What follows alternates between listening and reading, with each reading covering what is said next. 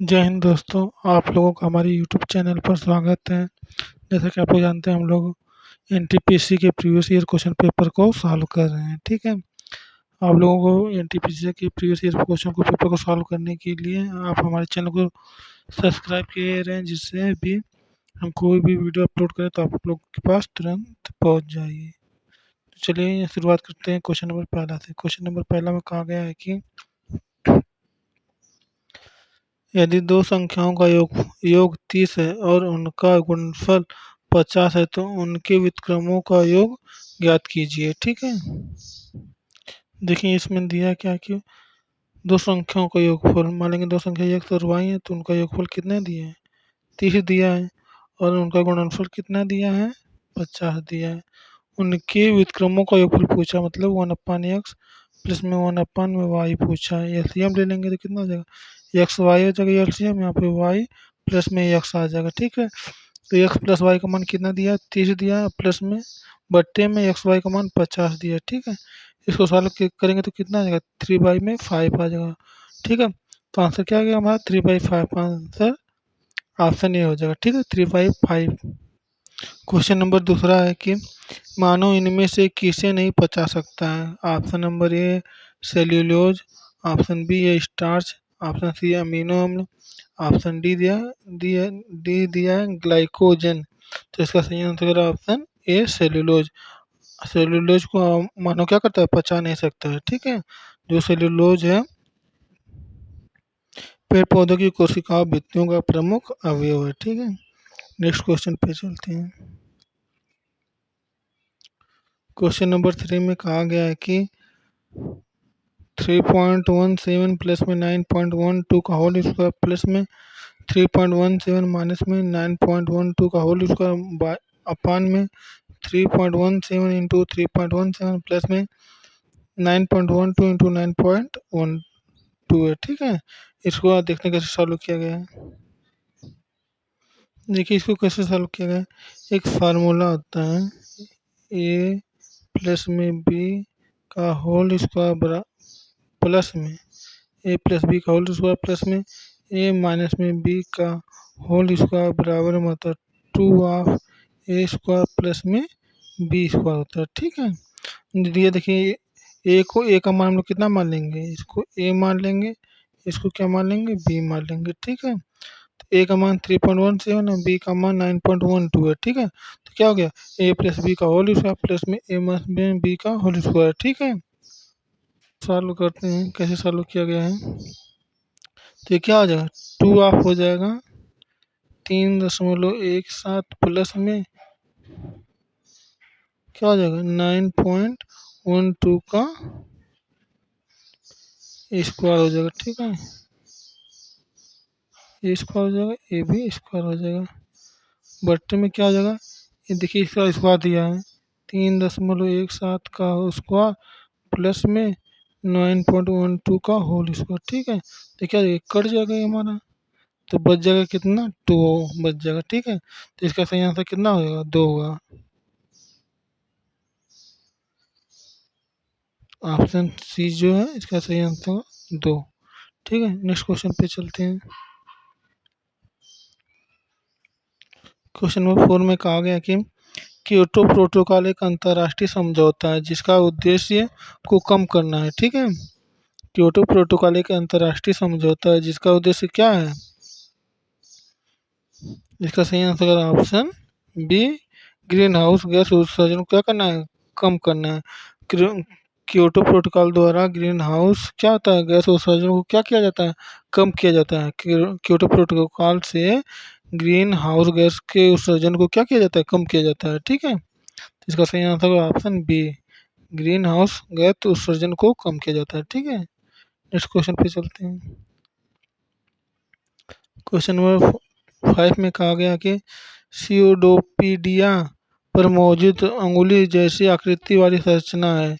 सीओडोपीडिया पर मौजूद अंगुली जैसी आकृति वाली संरचना कैसी है, तो इसका सही आंसर है ऑप्शन सी अमीबा जैसी संरचना होती है। ठीक है, क्वेश्चन नंबर 6 में कहा गया है कि यूएन चार्टर का स्थापना दिवस है।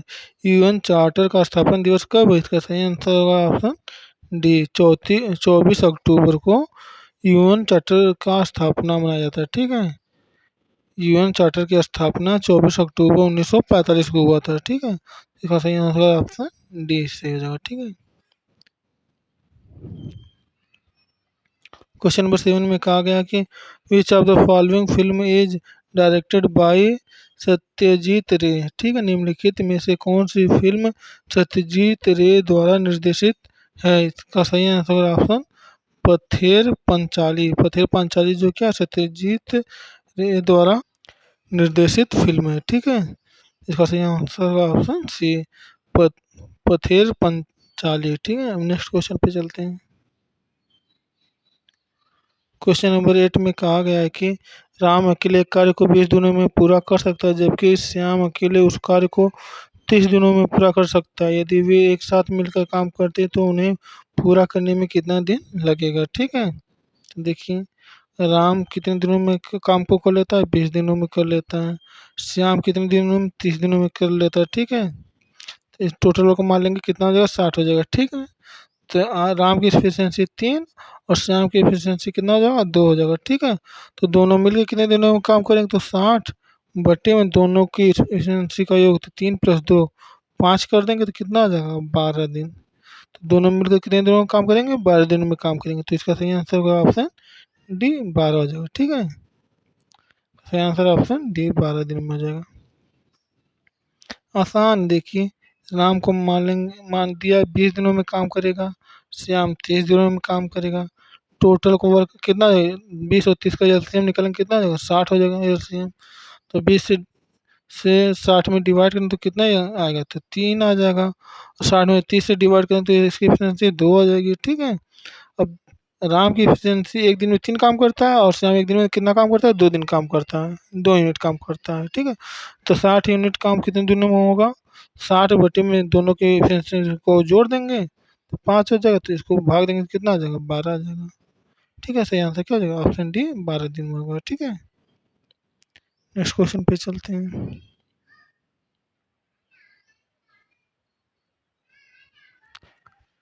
क्वेश्चन नंबर 9 में कहा गया कि भारतीय राष्ट्रीय ध्वज भिकाजी कामा द्वारा कब और कहाँ फहराया गया था? क्वेश्चन में पूछा कि भारतीय राष्ट्रीय ध्वज को भिकाजी कामा द्वारा कब और कहाँ फहराया गया था? ठीक, सबसे पहले तो इसका सही आंसर का ऑप्शन डी, जर्मनी में 1907 में फहराया था। ठीक है, भिकाजी कामा सन 1907 में जर्मनी में भारतीय राष्ट्रीय ध्वज को फहराया था। ठीक है,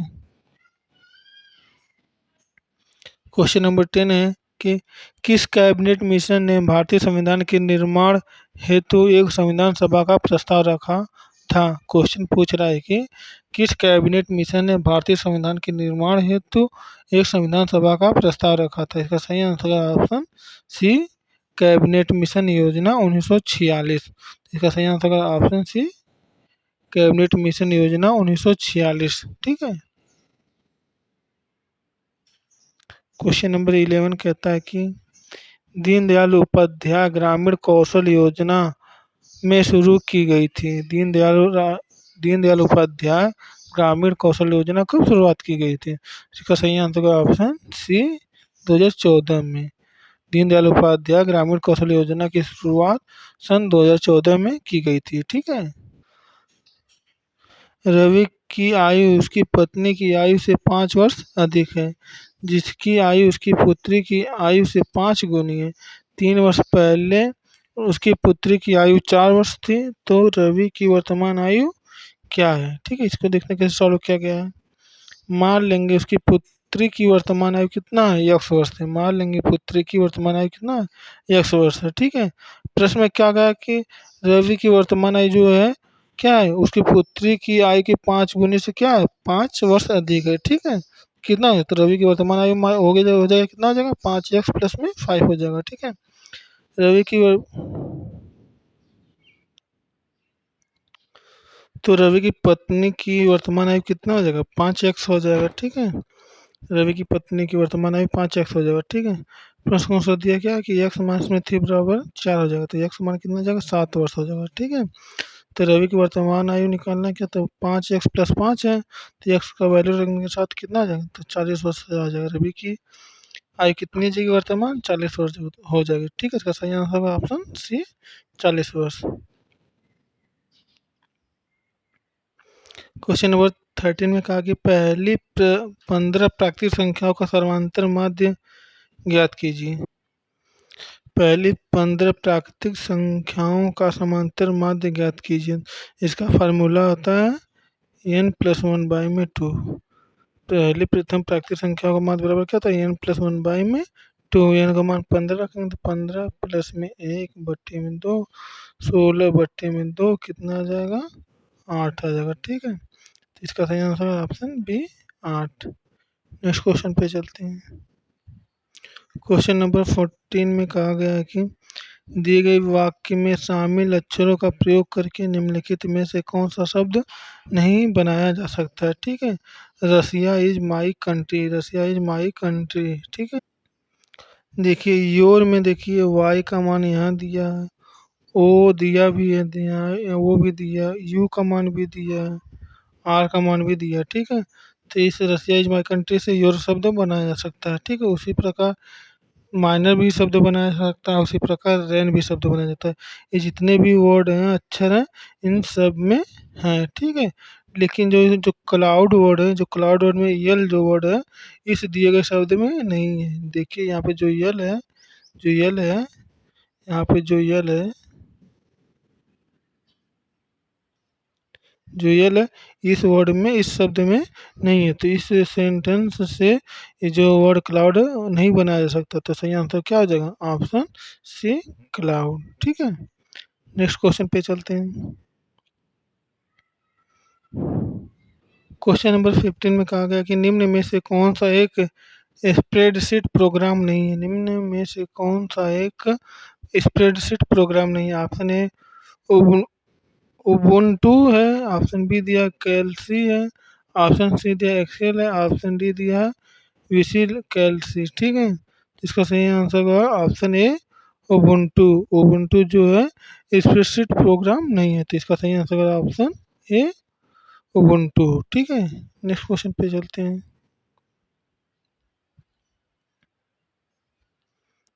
क्वेश्चन नंबर 16 में कहा गया कि चाय के मूल्य में 20% की वृद्धि होने पर घर में चाय के उपभोग में कितने प्रतिशत की कमी की जानी चाहिए जिससे बजट समान रहे। ठीक है, आइए इसको देखते हैं कैसे सॉल्व किया गया है। मान लेंगे चाय की असली कीमत कितनी है, 100 रुपया। ठीक है, चाय की कीमत में 20% बढ़ जाती है तो चाय की बढ़ी हुई कीमत कितना आ जाएगा, 120 आ जाएगा। ठीक है, जब कोई वस्तु 100 रुपये का उसमें 20% की वृद्धि करेंगे तो कितना आ जाएगा, 120 आ जाएगा। 20 आएगा तो 20 उसमें जुड़ जाएगा तो कितना आ जाएगा, 120 आ जाएगा। तो चाय की बढ़ी हुई कीमत कितनी है, 120 रुपया। ठीक है, तो मूल्य में वृद्धि कितना आ जाएगा, 120 माइनस में 100 बराबर कितना आ जाएगा, 20 रुपये की क्या हुआ, वृद्धि हुआ। जो 20 रुपया की वृद्धि हुआ किस पे हुआ, 120 पे हुआ है। ठीक है, और परसेंटेज निकाला तो 100 से मल्टीप्लाइड कर देंगे। ठीक है, जिससे जीरो कट गया। ठीक है, 2 छक्का 12, 2 दाम में 20। ठीक है, तो 100 में कितना हमारा आ गया, 6। तो इसका सही आंसर ऑप्शन बी, 16 सही 2/3%। ठीक है, ऑप्शन बी इसका क्या होगा, सही आंसर हो जाएगा। ऑप्शन बी 16 सही 2/3% सही हो जाएगा। ठीक है।